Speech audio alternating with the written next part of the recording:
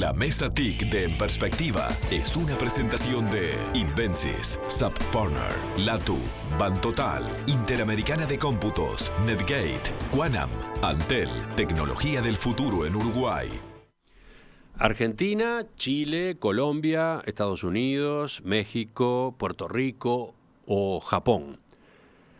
Hasta allí han llegado, con sus propias oficinas, varias empresas uruguayas de tecnologías de la información.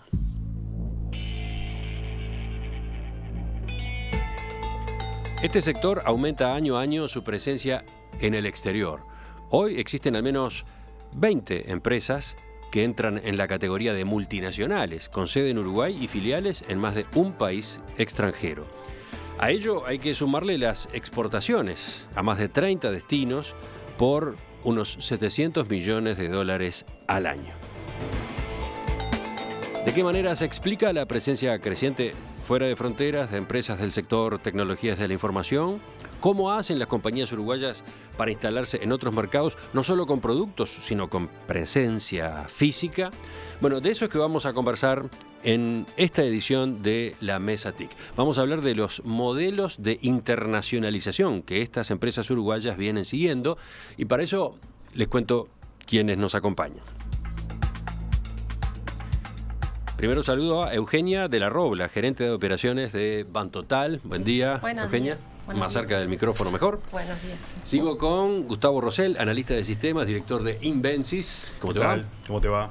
Y después dos conocidos que ya han estado en estas mesas. Pablo Brenner, ingeniero en computación, Chief Innovation Officer de Overactive. ¿Qué tal, Pablo? ¿Qué tal? ¿Cómo estás? Gracias por invitarme. Y el decano de todo esto, uno de los decanos de este sector en Uruguay, Víctor Ganón, ingeniero industrial, socio fundador de Quanam. ¿Cómo te va, Víctor? Muy bien, gracias. ¿Todo bien? Bueno, vamos a esta charla que les proponía, que empieza con una pregunta bien elemental, pero absolutamente elemental.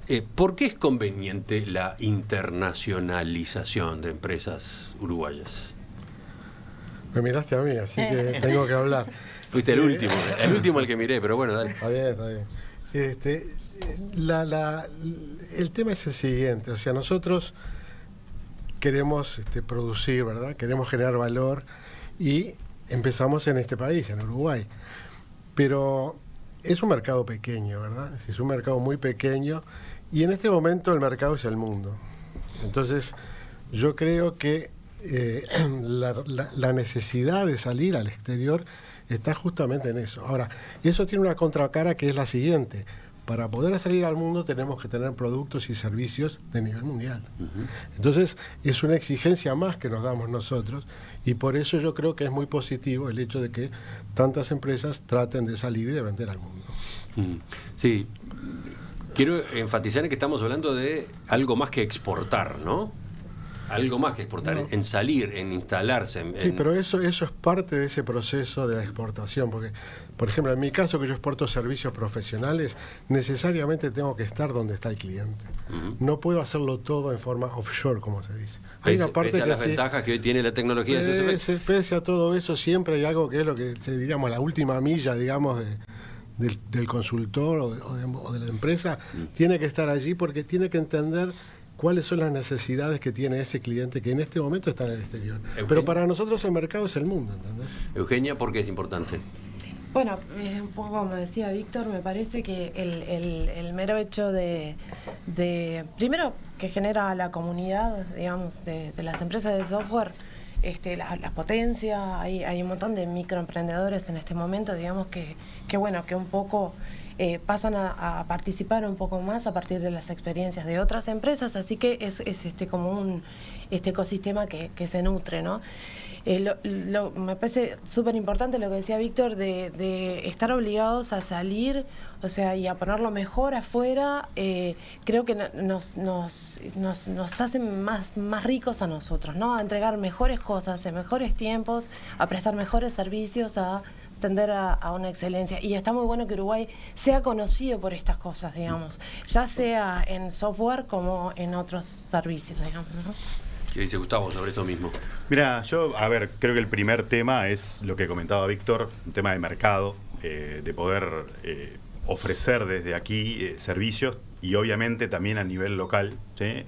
Y el mercado uruguayo es un mercado reducido y esto nos permite ampliar horizontes y ampliar fronteras y ampliar fuentes de ingresos en otros países. A ver, eso podría resumirse así, facturar más. Son nuevas oportunidades de facturación. Nuevas oportunidades y en Uruguay hay muy buena base para todo eso. Hay un segundo tema que creo que también es importante, que es diversificar el riesgo. ¿No? Nosotros, y lo comentábamos recién con Pablo, el hecho de que Argentina esté con estos cimbronazos también es una oportunidad para tener costos mejores, para salir a ofrecer servicios, capaz que no desde Uruguay, capaz que desde Argentina, o el día de mañana será Paraguay, o en otro momento será otro Uruguay o el que sea. Entonces, mirá, a ver, es interesante este paréntesis que abro ahora, porque toca mínimamente la coyuntura. Claro. Lo que está pasando en este momento en Argentina, ¿qué ventajas podría tener para una empresa uruguaya instalada allí? Mira, claramente se bajan los costos laborales, por lo menos en lo inmediato. Después se vuelve a nivelar, pero el caso nuestro, nosotros, a diferencia de la mayoría de las empresas, nacimos internacionalizados. O sea, nosotros abrimos oficina en Uruguay y Argentina en enero de 2002. O sea que somos unos visionarios. En medio del cataclismo. Y ahora, como estoy viviendo un déjà vu con todo esto, al inicio nos pagaban con papelitos de colores, con los lecop, los patacones, con todas esas cosas. Pero bueno, también se abrieron oportunidades para poder llevar consultores de Argentina a, por ejemplo, la zona del Caribe, en ese momento, porque teníamos una coyuntura respecto al dólar, de los costos laborales y demás, que hacía viable el hecho de, incluyendo pasajes, estadías y demás, poder trabajar en proyectos en la zona del Caribe, Puerto Rico, San Martín, Dominicana, Jamaica y demás. Así que tú estabas hablando acá de diversificación, la ventaja de la diversificación de riesgos y de oportunidades, de las dos cosas. Exactamente, porque hay veces que con ciertos costos no puede llegar. Nosotros somos partner de SAP, es una empresa alemana que es el líder global en sistemas de gestión, y en algún aspecto nuestro servicio está un poco, es un commodity de alguna manera. Entonces, el hecho de ser un poco más competitivos en tarifas a veces hace que estas oportunidades se puedan aprovechar. Y Pablo, tu última respuesta a esta misma pregunta, la importancia de la internacionalización.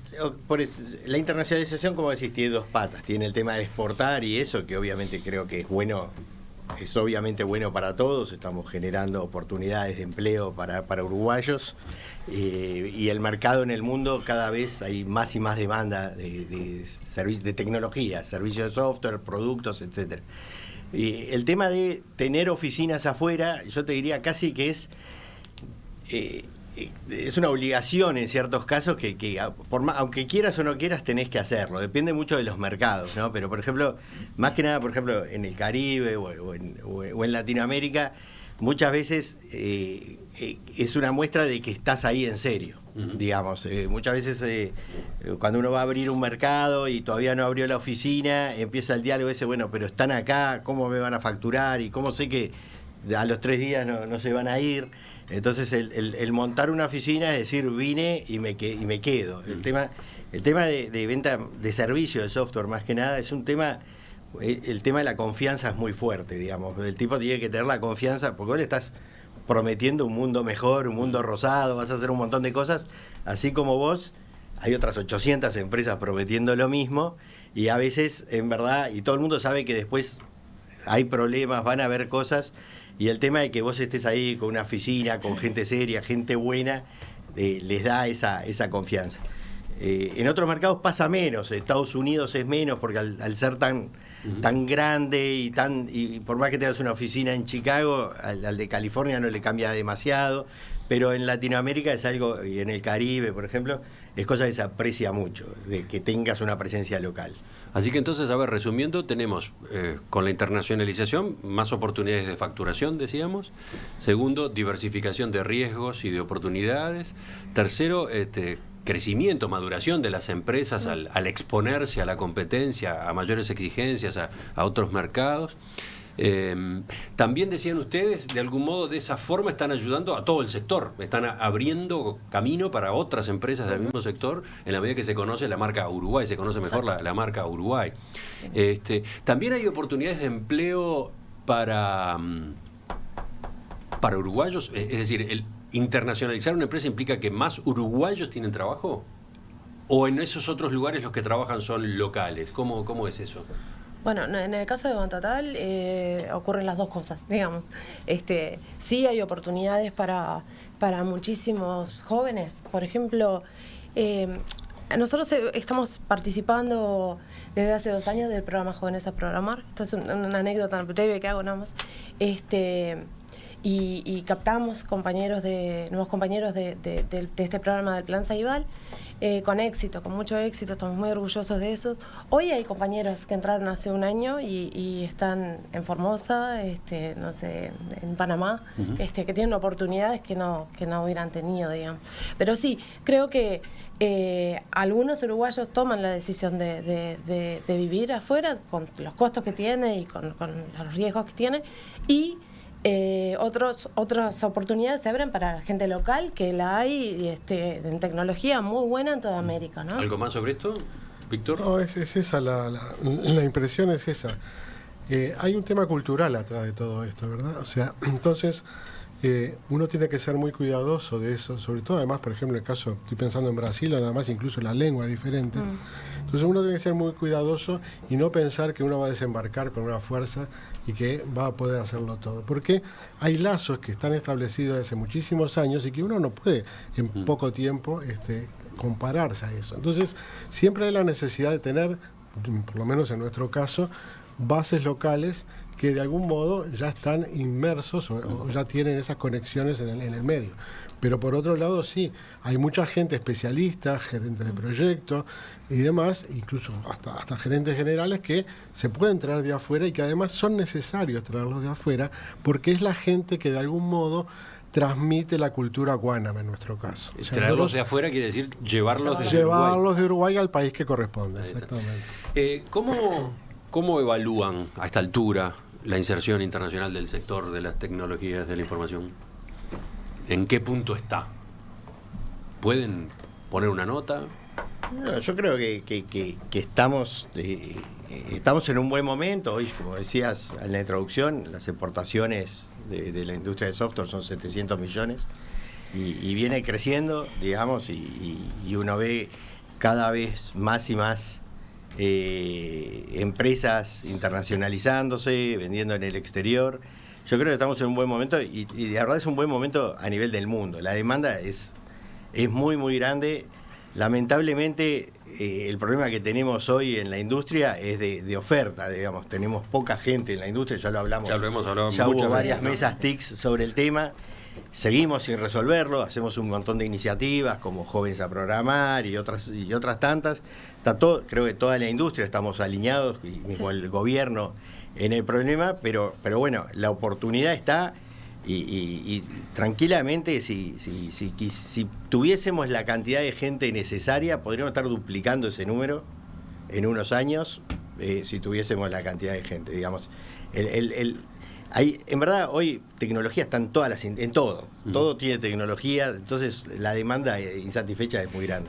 Dejando de lado esa limitante numérica en cuanto a la cantidad de personas, dejando de lado ese desafío enorme en materia de recursos humanos por el lado cuantitativo, ¿qué más dirían en cuanto a ventajas comparativas de las empresas uruguayas de tecnologías de la información? ¿Dónde está nuestro valor agregado que puede justamente abrirnos, que nos abre esas oportunidades? Bueno, en el caso de Bantotal es bien específico lo que voy, porque lo que hacemos es bien específico. Nosotros tenemos nuestro producto es un software de emisión crítica que resuelve toda la operativa financiera y lo que nos ayuda a entrar a nuevas plazas es en general la capacidad que nosotros tenemos de adaptar toda la parte regulatoria que tiene una entidad financiera por la cual es controlado para poder operar. Esto es el Banco Central, por ejemplo, e incorporarlo como valor al producto. Eso es algo que nos abre muchas puertas. Ese es un ejemplo, en el caso concreto de esta empresa. Más exacto. En general, porque ahora vamos a ver de cada uno de los casos, vamos a hablar de qué forma se internacionalizan ustedes, pero más en general en el sector, ¿qué dirían? Yo creo que, a ver, el uruguayo tiene fama de persona seria y de persona con mucho conocimiento, ¿sí? digo, cualquiera de los que estamos en esta mesa hace ya un montón de años que hacemos lo que ofrecemos. Entonces, a nosotros, que el mercado nuestro es más que nada América Latina, nos encontramos que nos perciben como gente con mucho conocimiento de lo que ofrecemos, digamos, ya sea a nivel de gestión de proyecto, a nivel de producto, a nivel de año de experiencia. Hemos hecho esto un montón de veces. Entonces, creo que el principal valor que detectan, digamos, es eso. Digamos.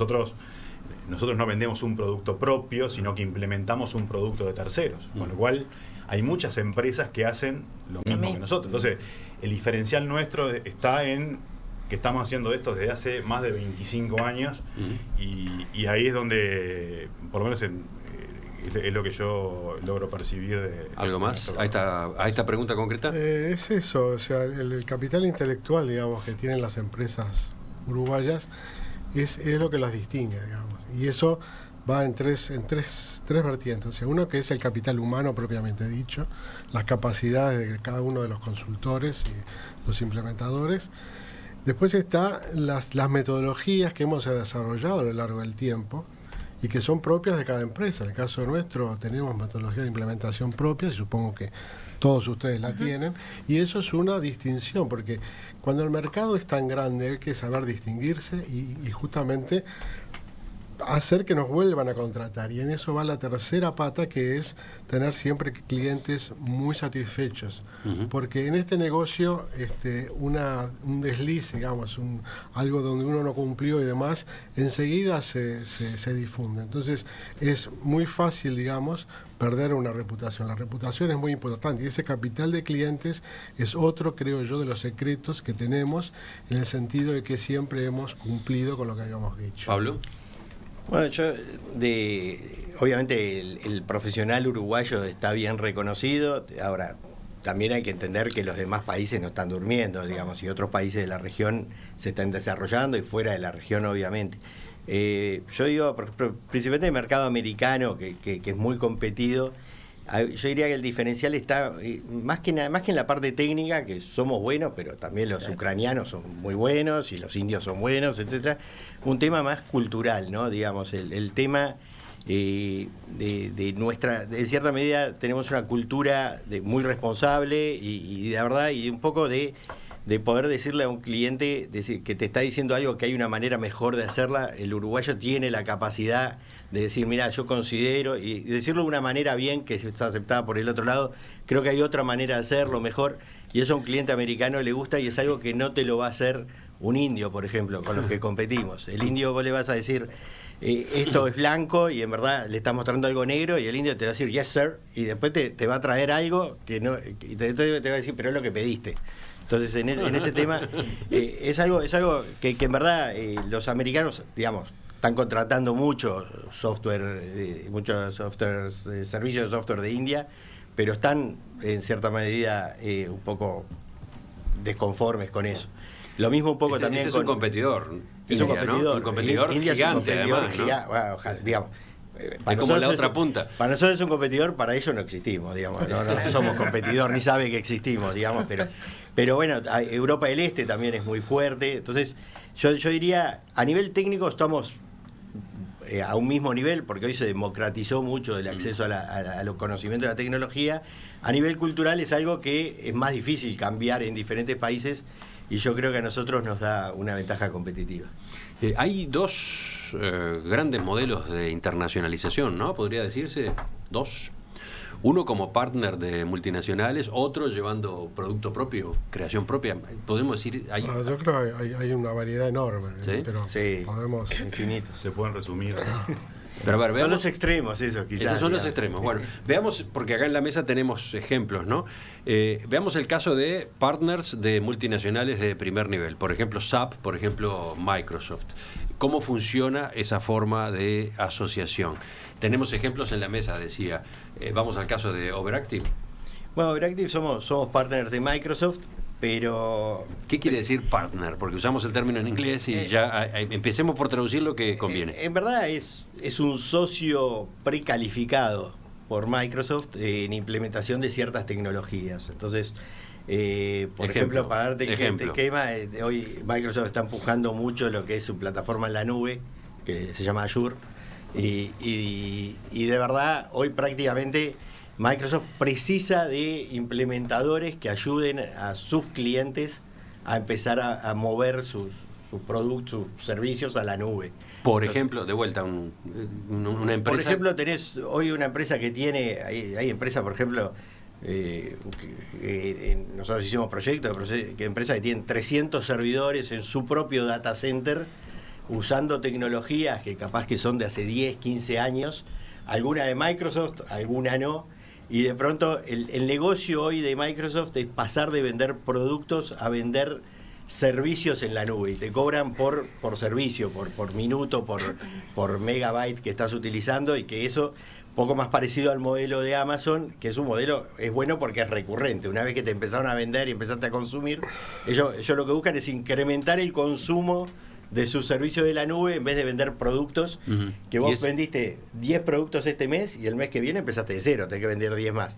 El tema de la nube les permite tener ese ingreso recurrente que es mucho más sano, y es lo que están haciendo todas las empresas grandes de tecnología, Google, Amazon. Pero pensando en el oyente que no está directamente relacionado con el sector, ¿qué tipo de servicios en la nube son los que se ofrecen en este caso? No, en verdad lo que ofrece en este caso Azure es una plataforma en la nube, es como un data center en la nube. Entonces vos decís, ¿para hacer qué cosas? Tengo mi servicio, la base de datos de mis clientes y a lo que accedo, y para hacer la facturación y todo, hoy lo tengo en servidores propios.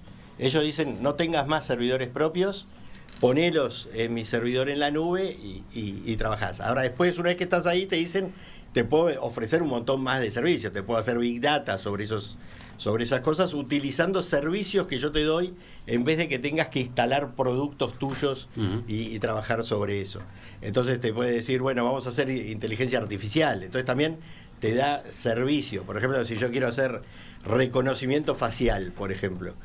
Antes, para hacer reconocimiento facial, teníamos que desarrollar toda una tecnología de reconocimiento facial. Hoy, en verdad, lo que haces es usás un servicio de alguna de estas 4 o 5 grandes empresas, que vos le cargas la foto de la gente y de verdad te dice, este es este, digamos. Prácticamente cada vez hay más servicios que se pueden utilizar en vez de desarrollar. Esos son servicios que ofrece Microsoft. ¿Y ustedes? Entonces, Overactive, ¿cómo juegan ahí? Entonces, Overactive es... Ahora, el cliente muchas veces no sabe cómo resolver el tema.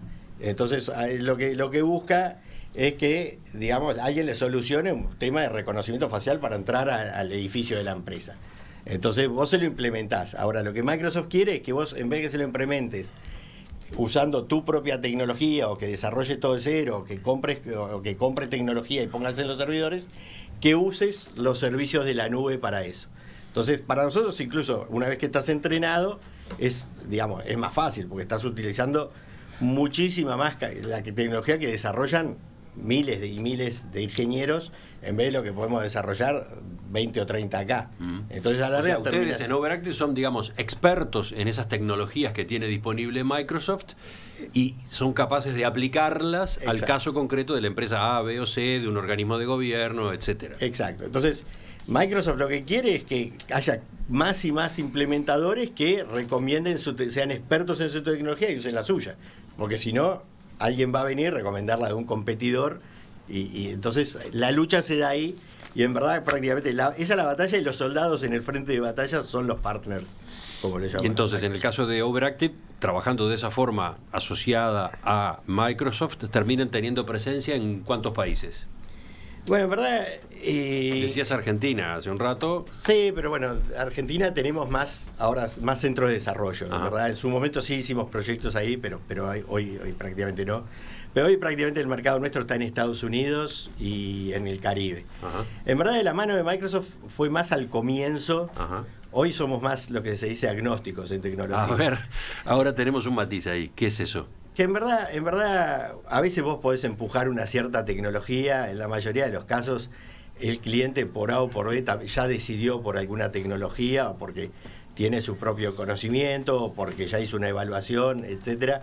Y entonces, si vos te limitás a solo ser partner de una empresa, se te limita mucho el mercado. Nosotros hoy somos socios de Microsoft, pero somos socios de otras empresas. Arrancaron con Microsoft, pero después hoy distribuyen, aplican, implantan tecnologías de otras marcas. Claro, aparte como decíamos, esto es un tema de confianza. Si de pronto para la solución, la mejor solución no es un vendedor específico como puede ser Microsoft, yo le tengo que ofrecer lo que yo considero la mejor solución. Entonces, en verdad, al principio es bueno en el caso nuestro es un híbrido. Empezamos muy fuerte la parte de ser partner de Microsoft, nos ayudó a entrar a ciertos mercados y generar cierto volumen y músculo.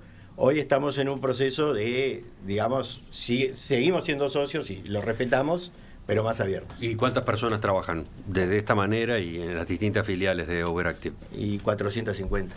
450. ¿En Uruguay cuántas? En Uruguay unas 200. O sea que el otro tanto afuera. Otro tanto afuera y creciendo mucho en el último tiempo, más afuera que acá, por temas de recursos.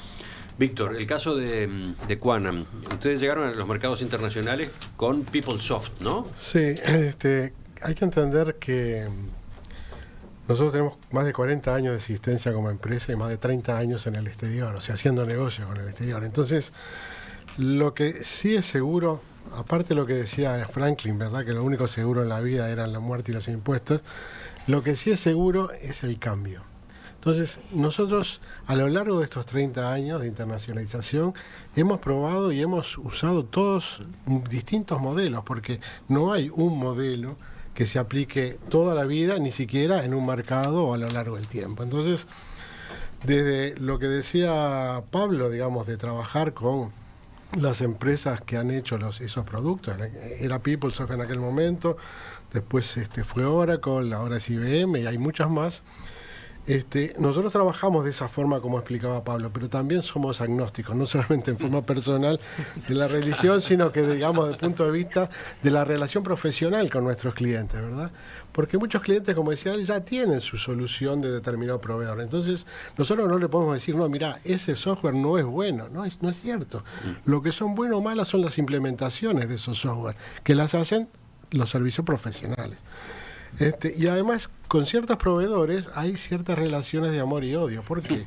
Porque también ese proveedor tiene su fuerza de servicios profesionales.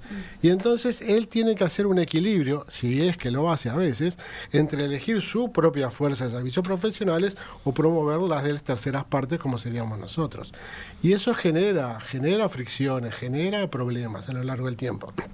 Entonces, no son casamientos, ¿verdad? Son enamoramientos que pasan y después suceden otros, y las personas importan mucho. Las personas que están en esas organizaciones, que además rotan muchísimo, también hacen a esa relación, ¿verdad? Entonces, ese es un aspecto que sí lo hemos transitado.